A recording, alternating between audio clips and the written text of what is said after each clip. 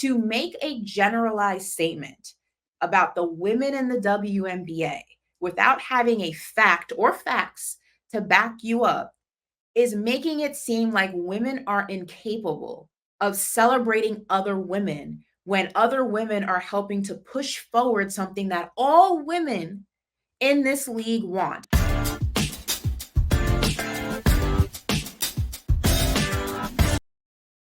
Welcome to We Need to Talk Now, presented by AT&T. We are back for another week of women's sports. I'm so excited, as I always am. I'm Alicia J, and I'm here with Ashley Nicole Moss. Hi, everyone. And hey, you guys, I personally right now I'm on vacation. I mean, I'm I still, can tell by the doing the braids. pod. Love it. Yes, Hey, yes. braids. Still some faux locks, you know what I'm saying?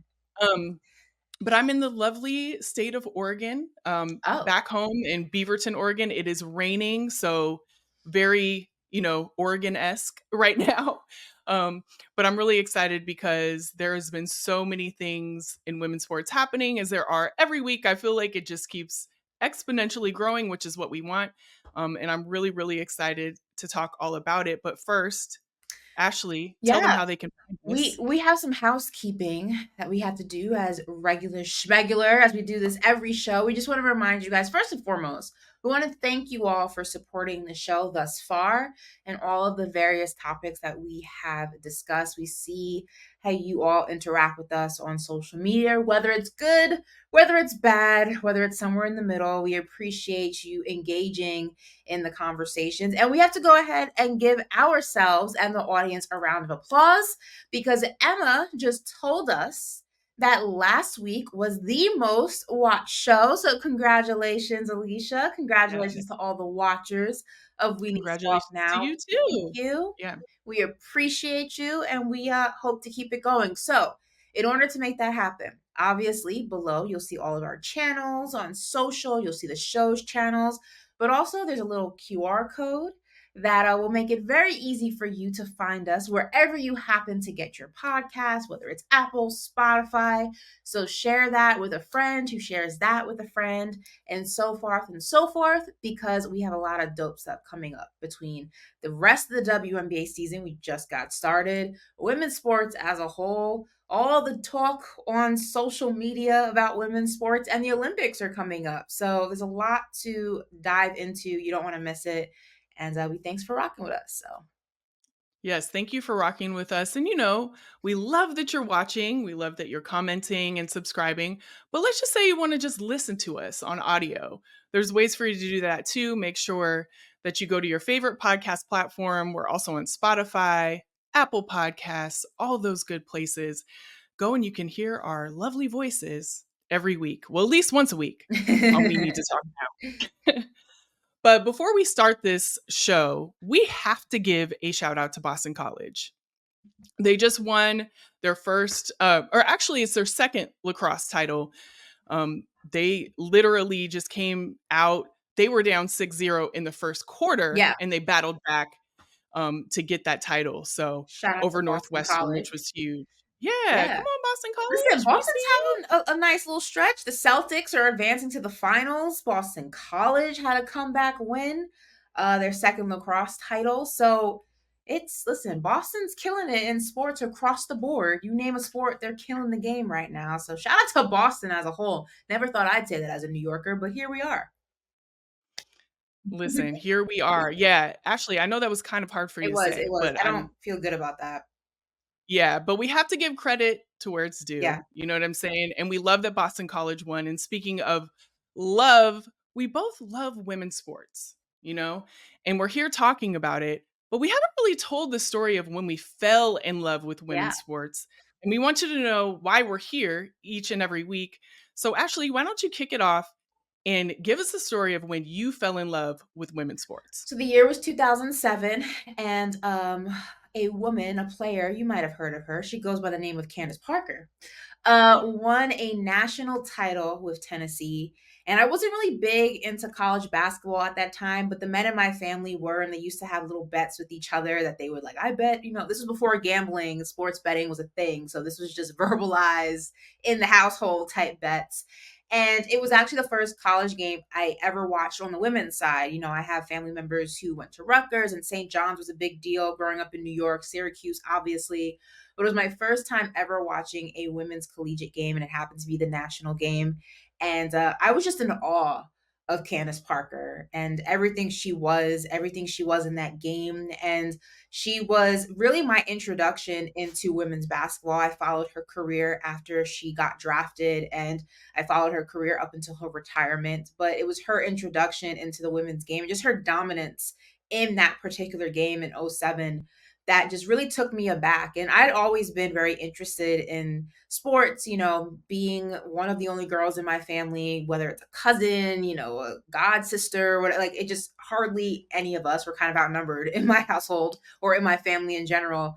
It was really just dope to see a woman with such tenacity, the way that Candace Parker played that particular game. And, you know, as someone who grew up watching Kobe and AI and Melo and all these players, it just gave me a different level of confidence just seeing a woman go out there and dominate the way that she did. And then obviously throughout the rest of her career, that even though I'm not a hooper and I was never going to be Candace Parker, that you know, women belonged in the sports industry in a multitude of different ways. And you know, she has been a testament to that, you know, as a player, now, you know, as a broadcaster, as a businesswoman.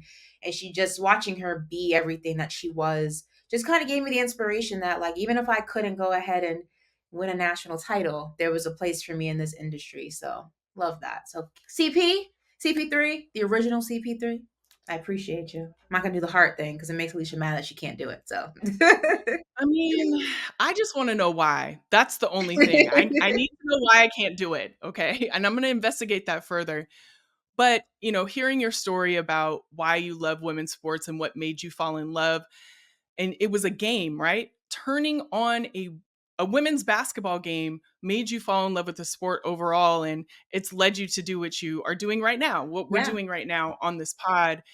And turn on these games, watch women's sports. You know, it's far more than just actually watching the sport. It's the inspiration behind it. It's how it can change a life, how it can inspire someone to sit down and do what we're doing now. yeah, Watching, you know, it's not just about the sport, it's about everything that's in and around the yeah, sport. So turn on these games and watch them. It's so important.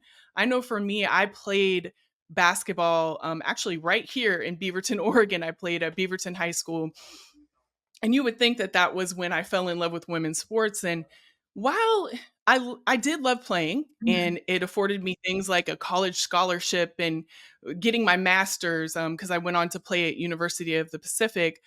The moment that, you know what, dust it little, off, I little will flex. on both.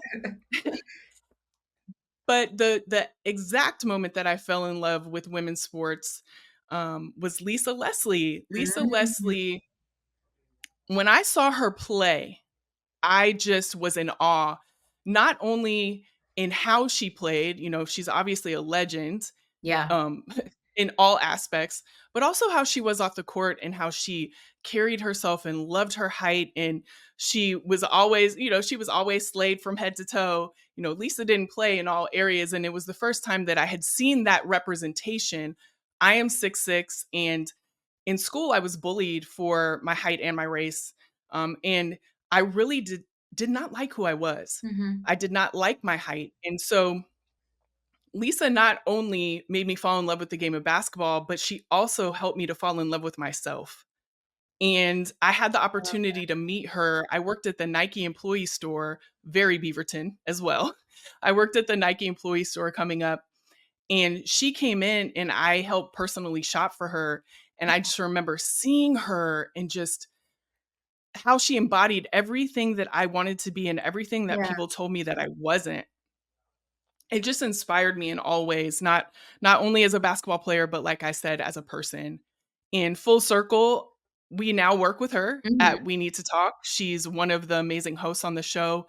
And so it has just been a joy to actually get to know her as a person and tell her that story and relay to her how much she changed my life. You know, in a lot of ways, she saved my life because I was so depressed about, you know, all the bullying and everything that, you know, it was a full circle moment for me. And it has been a moment that also brought me right here to all of you and to sit next to Ashley in this podcast is, her just showing me that I could be anything that I wanted to be and that everything that I had was beautiful and it was a blessing. So that is the moment that Leslie is the moment that made me fall in love with women's sports. Yeah, I think although the stories are different, I think the sentiment is ultimately the same. And I think it's the same for a lot of women across the sports industry, regardless of where they find themselves. And that is that representation is so important, and seeing yourself, even if it's just in the smallest of ways, in somebody else can change the trajectory of your life in so many different ways, and how you view yourself, how you view your worth, how you view, your dreams and the possibility of achieving those dreams. And again, not everyone's going to be a world-class athlete, but if you are even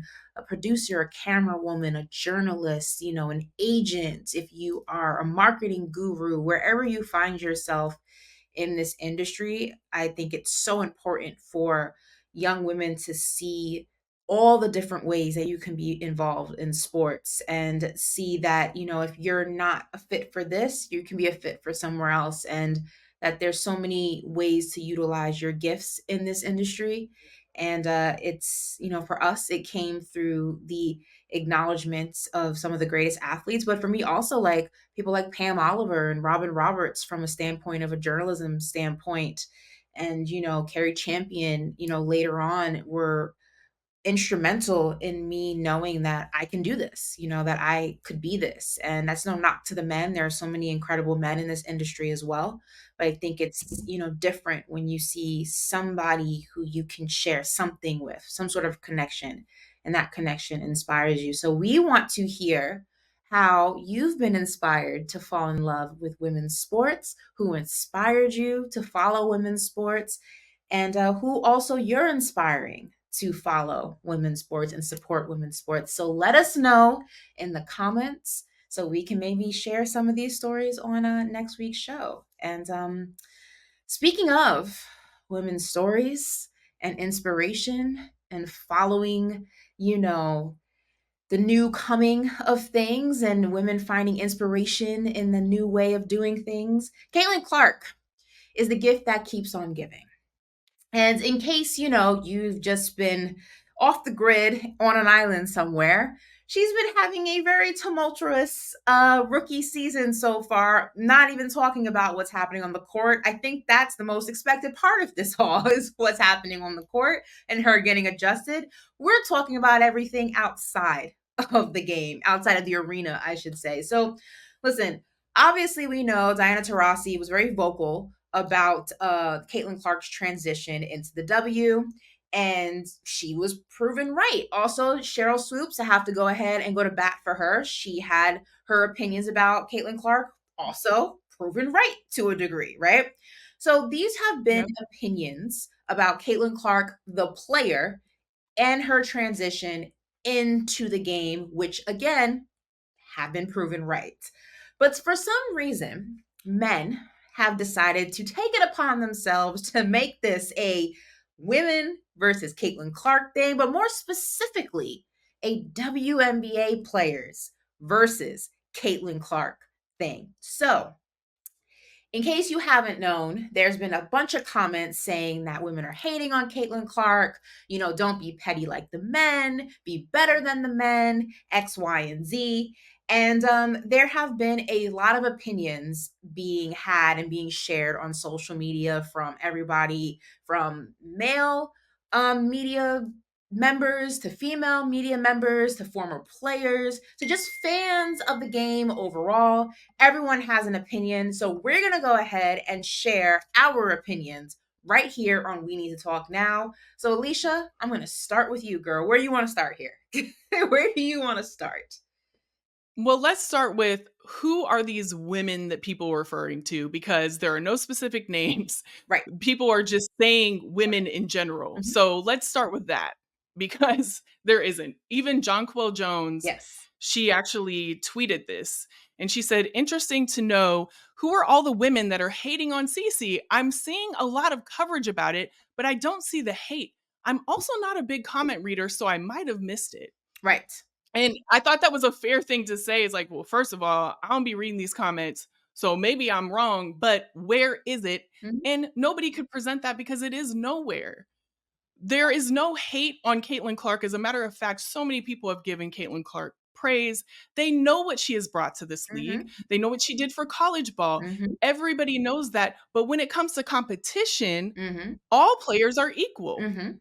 When we get out there on the court, there are 144 women in that league, including Caitlin Clark, that are going to get out there and be competitive every single night, no matter what. We're not going to go easy on rookies. Mhm. Angel Reese, as a matter of fact, the other day after Alyssa Thomas got a flagrant two Mhm. against her, she said she thanked her, number one, for teaching her a lesson that she could get back up after something like that happened. Mhm. And she also said, they're not supposed to like Or us. make it easy for us. Right. They're not supposed to. Mhm. And that is the simple fact. These women are competitors, Mhm. as are every woman who's playing sports right now. We're competitors. We're not just going to be like, well, Caitlin Clark, she's done so much. Let's just take it easy on her. Mhm. No, we're going to look at our scouting report and D her up. Mhm. That is what women in I'm saying it like I'm playing, but you understand what I'm I get saying. what you're saying. That is I what talk about the women Knicks the same way. I say we, all that, Yes, yes. last time I Cause checked, like, I didn't suit up for them, so. yeah. But nobody's gonna get out there and just give anyone, Mhm. I don't care who it is, an easy pass. Mhm. And that is exactly what Diana was saying. That's exactly what Cheryl was saying. That is what they were all saying, is that we ball out here. Mhm. So it's going to be a transition. And that is exactly what we're seeing with Caitlin. And she's getting better. Mhm. She's figuring things out. You can see that in her play. Mhm. But by no means is anyone going to get out there just because of a precedence that she set that has been great and they have thanked her for Mhm. and think is great. They're not just going to go easy on her. They're going to play her like a player because that is what she is. Yeah. So I have a bunch of opinions regarding this topic. For starters, I agree with that. I think that we see this in the NBA. When you come in, you're a top draft prospect, you get a little bit of a welcome to the NBA hazing, if you will. And whether or not you like it, it happens. There's no difference than when you see rookies carrying those little Barbie backpacks to the locker room. It's a hazing process where they have to get the rookie dinner, and it's $20,000. We see that in the NFL all the time. Or they got to get the Chick-fil-A for the whole airplane, and like they're holding the Chick-fil-A in the team photo, and it happens. There's a welcome to the professional league, insert professional league kind of hazing process, if you will, right? So I don't think what's happening to Caitlin Clark is any different than what has happened to any other rookie. I think the only difference is the microscope that she's under is drastically different, right? So it's magnifying something that is very much traditional when it comes to the transition from college to professional.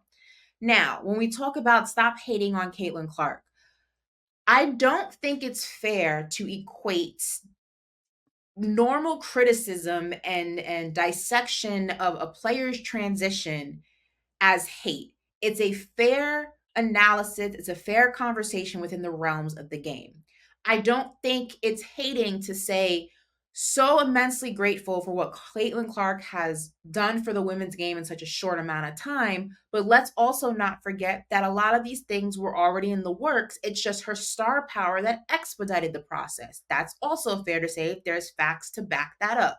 Chartered flights, the revenue of the W, viewership of the W, all of those things have been in the works before Caitlin Clark was ever in the professional league. Again, she expedited the process. She didn't start the process. So that's two very different things. Now, lastly, if we're being honest, are there some women in the league that may be a little bit jealous of all the attention that Caitlin Clark is getting because of, whatever she's doing for the W in terms of viewership, in terms of, expediting certain processes? Sure. Jealousy is a natural reaction, especially when you're a competitor. I'm sure there are men in the NBA who are jealous of other players who come into the league and all of a sudden they're getting credited for things that already happened before them. And now the star, it's a natural thing. But what I don't appreciate is when that perceived emotion. And again, it's probably very realistic. I'm sure if you polled every single woman in the WNBA anonymously, somebody would be like, yeah, I don't like her. I don't know why she's getting all the attention we were doing. I'm sure you would find a few. But unless you're going to go ahead and name names, unless you're going to go ahead and directly point to that person and that player to make a generalized statement about the women in the WNBA without having a fact or facts to back you up is making it seem like women are incapable of celebrating other women when other women are helping to push forward something that all women in this league want, and that is more respect, more recognition, more, perks, more money, more everything. Unless you're going to go ahead and singly point out a woman that you think is jealous of her, do not generalize a statement like that because it's extremely dangerous, I believe, to the advancement of women. And that's my biggest problem. Nobody's saying that there isn't somewhere in the league a hater. I'm sure there is. Everybody has at least one hater. If you're doing something right, what they say, if you don't have haters, you ain't popping. I'm sure she exists in the league. I'm sure there's a few, but you're literally throwing something out there that you definitely don't know is a fact and presenting it as one. And that's the biggest thing that I feel like everyone's having an issue with. And that's what's the dangerous part about this narrative that's being pushed out there. Yeah, and I would challenge the word jealousy. Okay. I would, because I think that what people are saying and pointing out is the discrepancy Mm-hmm. at which she is covered, at which she got her charter flight for, the discrepancy on at which people are covering her and how they are covering her and how they are not covering other people. I think that there is a lot of agenda setting when it Mm-hmm. comes to Caitlin Clark. Well, that's I different. and this is not Caitlin's fault. Yeah, This yeah. is not Caitlin's fault, but I think a lot of the players where they're saying they're hating and all of those types of Mm-hmm. things, I think it's more of, no, this is happening. There are other players in this league that are doing great Mm-hmm. things. There are other players that have moved the needle. Mm-hmm. Let's cover it all equally. Let's make sure that when we put these charter flights out that it makes sense and it's not necessarily just because she's on the team, and I'm not Mm-hmm. saying that is exactly what happened, but these are the conversations that are happening Mm-hmm. around that are leading to people saying they're hating on her. No, they're not. They're hating on the way that people are responding to Mm-hmm. her in this league and the way that they are covering her versus covering other people.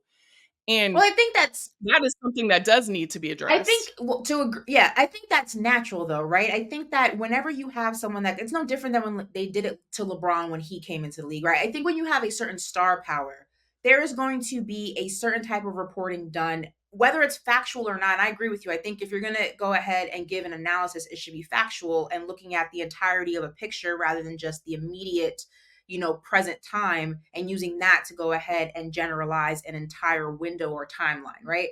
But I think to a degree, I can understand the fascination because Caitlin Clark was huge coming out of college. She was huge in college. So automatically, every media company in the world is going to go Caitlin Clark, and then everybody else follows. I get it. I understand how the game works. I can understand the frustration in the reporting, but we've seen it before. And when the next girl, the next Caitlin Clark, and I put that in air quotes because I don't think she's like replaceable like that, but the next phenom Right. that comes out of college, they're going to do the same thing. It's just a cycle. But again, I don't think that, and I'm separating this from the women who just want, the narratives in the WNBA to be expressed fairly. But if we're being honest, nobody is saying that if anybody has some sort of not animosity, just a little bit of envy about all the attention that's natural. Like, no, I don't understand why that's a bad thing. Like, it's natural when you are a competitor, when you are ambitious, to see something that someone else has and be like, I want it, I'm gonna beat her, I'm gonna take her. Like, there's a difference between using that as motivation and using that and letting that hate and jealousy consume you for negative things. We see men have beefs with each other strictly because one player is better than them. I'm not saying that that's the case here, but what I'm saying is I hate that this jealousy thing and this hating thing has a negative tone to it because jealousy is normal in sports to a degree. We're talking about the greatest competitors in the world. There is nothing wrong with having a little bit of Oh, she thinks she hot? All right, we gonna like, that's okay. Why is that being made into such a negative thing? But more importantly, if you don't have a name to add to that narrative, don't generalize it and make it seem like, one, that's not natural, and two, like it's just a unanimous consensus amongst all women. We share more, we don't share a brain. We don't share emotions. Like, it's not how that works. Like, and it's flush, like, leave this girl alone. Let her hoop. It's just such an ugly rookie experience. I feel bad for her. I really genuinely feel bad for her. It's ugly, unnecessarily.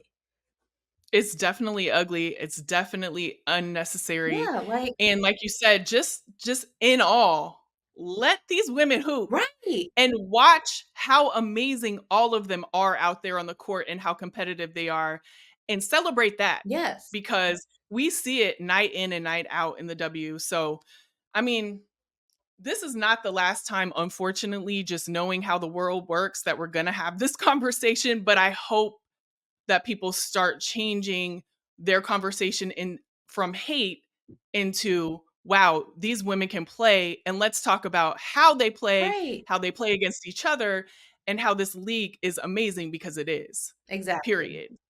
Right So there. let's change this up, y'all, because we don't want to talk about this all season. We want to talk about what's really going out We can on keep there on the going, but court. we won't. Listen, we won't. But let's go from the court to the field, because what we really need to talk about is something that we love to see. So now it's time for We Love to See It, obviously presented by AT&T, because everything we do is presented That's by right. AT&T. Ashley, what we love to see this week is that 10th seeded Duke softball is making its first ever Women's College World Series appearance Oh, ever. It's so huge for the program. They had a battle with Mizzou, and they ended up coming out on top, and we're just really, really excited to see them in their first women's college world series yeah. ever. So It's super pumped interesting, about right? that. Because this program, it became a D1 varsity program in 2017, which is nuts when you think about Duke, right? You think of it from a basketball standpoint, even a football standpoint. Like, they've been a D1 program for as long as I can remember. Yep. I'm a UNC fan, so I just want to say, I'm fully aware of how Duke, wins and things. Must be nice. But yeah, but it's been an uphill battle since 2017 to try to get this program, to be competitive to a certain level. So they made their first NCAA tournament in 2021. So very much a in the grind, in the mud, year after year, trying to figure it out. And now, just 3 seasons later, from 2021, from their first up tournament appearance, women's, now they are they're in their first, rather, women's college world series. So that's amazing. They're going to face Oklahoma in Oklahoma City. The Sooners are looking for their fourth consecutive title and are probably, without a doubt, the favorites to win the national title this year. But I think that the important thing to note, though, is just the trajectory of this program, and to be able to have that quick of a turnaround from 2021 to now is very impressive. So Duke should be proud. And listen, we see upsets all the time in sports. So Oklahoma might be the favorite, but they shouldn't get too cocky. Just saying. Yeah, they absolutely shouldn't, because pitcher Cassidy Curd had this to say. And when I read it, I said, well, let me just put this down in my life book as well.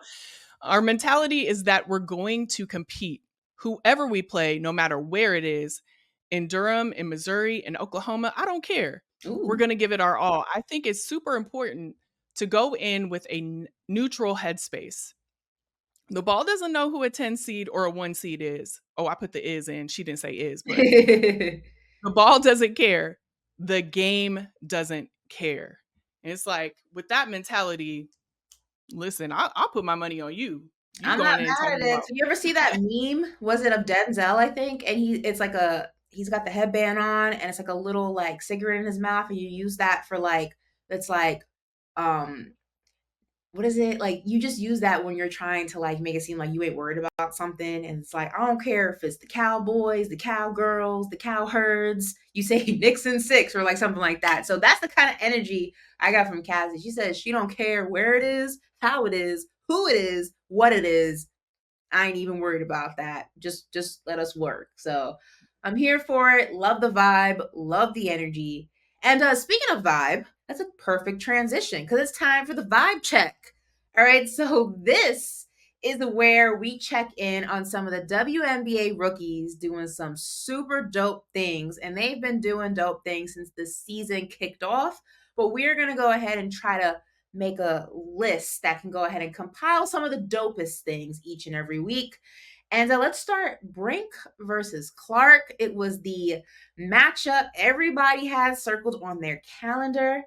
And listen, Clark almost got her first WNBA triple double, 11 points, 10 rebounds, 8 assists. But more importantly, the Fever got the win they were desperately searching for, and they did it in LA. So shout out to them. A sellout crowd, I believe over 19,000 people pulled up to watch the Fever and the Sparks go at it. I love that. I don't know about Alicia. Did you watch that game? I was actually tuned all the way in.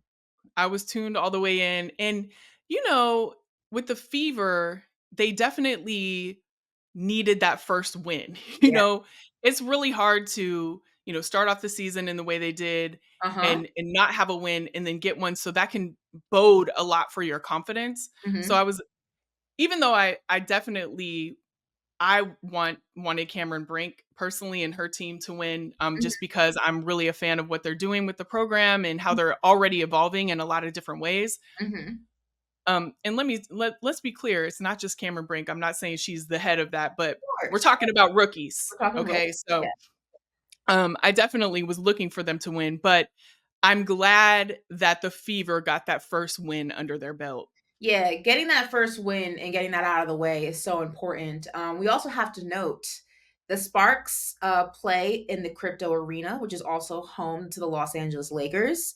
And they had more attendance for that one game than the Lakers had this entire season. So just want to Come on put now. that out there just for, anybody who says nobody watches women's basketball. The numbers say different. Just want to put that out there. But as I mentioned, Caitlin Clark right now, she's sitting at 15 points, 6.3 assists, 5.4 rebounds for the season thus far. We also have to go ahead and highlight Cameron Brink, who's killing it off the court as well. She's a supermodel that plays basketball. I am absolutely loving, yeah, what she can do offensively, but I'm a defensive girl, and she is absolutely killing the defensive game. She leads WNBA in blocks per game, 11 total blocks through 3 games, career high 21 points against Dallas. She was one of my favorite draftees, obviously outside of Caitlin. Everyone, was, focused on Caitlin, but I loved Cameron Brink coming into this draft year. She was my second favorite draftee. She might have actually been my first favorite draftee, like slightly over Caitlin, just because I felt like she was the most NBA ready, just because of what she was able to do defensively. I felt like she was going to give an immediate impact, to the Sparks, and she has. Even though they haven't won every single game, her impact, you can visually see it, how her defense is just drastically affecting the outcomes of games. And even if they don't win, they're making their opponents work. And she's my way too early prediction for rookie of the year. I know it's a little early, but she's up there for me. She's killing the game right now. Yeah, she definitely is. And like you said, she was the most WNBA ready Mhm. out of all the rookies. I believe that as well. She's also from Beaverton, so I'm a little biased Didn't because that's where I'm her from as mom well. work at Nike? Her mom worked, actually, both her parents worked at Nike. Oh. So, yeah, I watched an episode of Paul George's podcast, Yes. Podcast P, or Mhm. something like that along those lines. And one thing I really loved that Cameron said was that she was looking forward to playing specific players on the teams that they were going to play because it would teach her something more about the game and to, expand her game. And I really Right. love her mindset with that because, like we've been talking about, there is a transition. Literally, like not even a month ago, I think they were on these college teams playing a very short time ago. So all the stuff that has transpired in between, she understands that there's going to be this transition process, and Mhm. she's really looking forward to ways to expand her game and make her even better. So on top of her being ready, the most WNBA ready, she's getting better with every game. And I love that mentality. And that's one of the reasons why for my vibes, like I'm feeling Cameron Brink the most because of all of that, like just in Yeah. a culmination of everything that she's been doing on and off the court. And she slays in the tunnel. Let's be I know. clear. I know. every single look. Listen, But on excited to about our her. before we move on to our next topic, I also want to go ahead and give a shout out to Angel Reese, our girl who also is killing it outside of the tunnel. She's the third the third player in WNBA history to have at least 15 offensive rebounds in their first three games. Right now, she's at 12.3 points and 7.8 rebounds for the season thus far. Only rookie to exceed 10 points in their first three games. And she leads the league in offensive rebounds with 4.5 per game. So Angel is killing it. Obviously, Chicago has to figure out some things because although I believe in their last game, the defense gave up 86 points, which was not great. And they go ahead and they're facing the Seattle Storm tonight. And the Seattle Storm can go ahead and put up some buckets. They put up 101 against the Mystics, which was bad to watch. It was hard to watch that. So, but I think it's very impressive. I think Angel is, we spoke about this when she got drafted right after she spoke to the media and she said she wants to hit rock bottom so she can rebuild herself back up in WNBA form. And we're seeing that. She's learning, she's growing, she's aggressive out there, she's playing rough, she's playing tough, she's playing smart basketball. And all of these rookies that we mentioned, and there's so many more that we'll highlight throughout the weeks of the show. But I just think that they're learning so quickly. Like when you watch them, there are moments where you say, okay, that's a rook. But then there's also moments where you watch them and you think they've been in the league at this point 2, 3 years. It's just the draftees are getting so much more, I don't want to say talented, but just so much more league ready each and every coming draft. It's just so much fun to watch them. And we're going to, again, highlight as many of them as we possibly can in Vibe Check throughout the season. So, Yeah, I'd just like to also say, Camila Cardoso, we're so excited when you come back to yes. see you play. That's coming up here really soon too. So that'll be another thing, and another rookie, but also another thing to watch as the Sky have their two amazing rookies together for the first time in season play. So really excited about that. But you know, they're going to connect on the court. We're going to watch that. It's going to be an amazing uh, game to watch. Yeah, for And sure. right now, we're going to do what we love to do every week, and that is connecting changes everything presented by AT&T.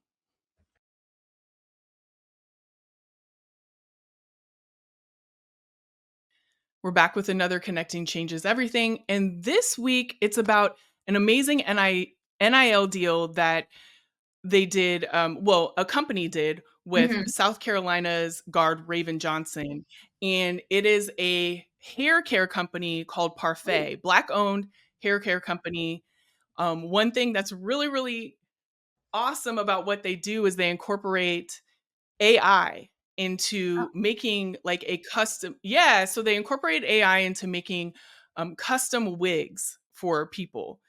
We all know that it's hard to find that right wig. Listen, I what? change my hair up. Yes. Back in the day, So you had to go to the wig store in the hood. I don't know where everybody else grew up, but where I grew up, you had to go to the wig store in the hood outside of your normal neighborhood if you didn't live in the hood to go get the good wigs because the other ones were not the same. Were not the yeah, same. but even the good ones Yeah. would be slipping off sometimes, you know what I'm saying? But these using AI, they're custom made. It's really important to just overall hair care to make Mhm, sure that, you have exactly what you need when it comes to taking care of your hair, protective styles, all of mhm, those things. We all know too that Raven Johnson, she comes to slay every single game. mhm. As a matter of fact, she said, you know how they say if you look good, you play good. That is so true. I'm always in the mirror and my hair has to be slayed.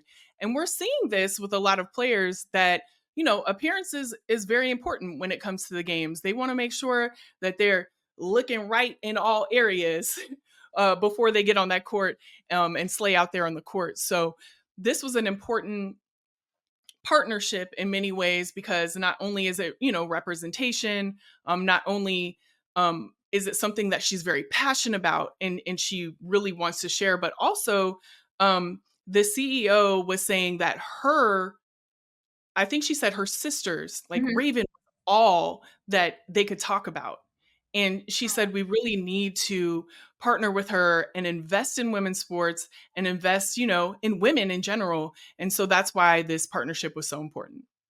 I love that. And I also would love to see, I know there's already edge control brands out there, but I think the W is missing an opportunity to sell their own line of edge control inspired by some of the players in the league, right? So you see the NBA has like NBA licensed things, right? Cups and shirts and whatever. I think it would be crazy, like in a good way, for the WNBA to license their own brand of edge control. Because I don't know if these people are aware of the fact that the way that these edges be staying down during these games, it is black magic, and I want in on it. I have been trial and erroring edge control my entire adult life. I finally found one that fit, but I would not mind going ahead and helping to spread awareness on this WNBA branded edge control. It would be a moneymaker. Do you know how many girls would buy this? Like, really sit back and think about this. It would be a gold mine. Just want to put that out there. Well, Just look, Parfait, listen, edge control. Let's work with some AI to develop that. Let's get that going because I could use some right now. I'm gonna put right. myself on blast. I could use some right now, right up in this area. So, Parfait, let's get that popping You ever because we love the wigs. and watch a game? I remember sitting back and watching Skylar Diggins sometimes. I'm like, how the hell is her edges not moving? Like, she's just played 3 quarters of basketball. She's got a whole quarter left. Like, her hair's not moving. It doesn't make any sense. It's black magic, and I need it. I live in Miami. It is June. It's about to get really hot. It's going to get really humid. It's going to start raining. Let's figure this out. Alicia and I can do the marketing. Just like, we'll help it out. Just want to put that out there. That's all. We can. We can definitely help it out and ask the players because they know about the magic. They're the ones laying them down every game. Line Okay. of edge control, a line of brushes, a line of like, just listen, man. Just saying, the men could never. Okay. Just want to put that out Show there. couldn't. Show Listen, can't. while we work on making this a reality, because it should be, we are going to go ahead and head into What's Up Now, which is a segment where we like to bring you just the haps and what's going on in the world of sports outside of whatever else we discussed in the pod so far. And this time, it is the second Grand Slam of the year, the French Open has begun or began rather on Sunday with the number one in the world. And let me go ahead and get this pronunciation correct or as good as I can get it. Iga Swiatek. Did I get that? Did I get that? Good? Okay. Let's do a Emma check. Emma, did I get Emma. that? Okay. Emma, I'm going to let you say that. Okay. Listen, she is the heavy favorite. Now, there are a lot of other favorites, obviously, top ranked American Coco Gauff, our girl. And after winning her first round, Iga is actually going to go ahead and face four-time Grand Slam champion, another girl that we're a big fan of, Naomi Osaka, in the second round. Now, Osaka is unranked coming into the match and is coming off maternity leave. She just had a baby not too long ago. And it's going to be great to see how she plays in this match and as she continues to play, as she's getting, reacclimated into the tennis world. But if we know anything, all right, we've seen a woman by the name of Serena Williams. I don't know if you ever heard of her. She's won Grand Slams pregnant. She's won them after having babies. So we definitely know it's a possibility for those people who are naysayers and doubters to have a baby and come back and dominate your sport like you didn't miss a beat. So we're rooting for the new mom, Naomi Osaka, and of course all the women who are killing it during the French Open. But I love tennis. I'm actually a big tennis fan. I'm good at I wouldn't say I'm good at playing tennis. I'm decent. I jumped too far, but I'm decent. I'm decent.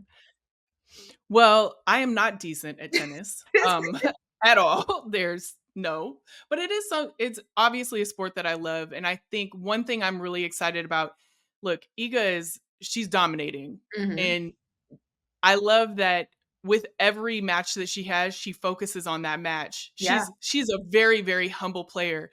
Um, and when it comes to this, I really do see her winning this again. I really do. I think she's going to have her fourth French Open title. Ooh.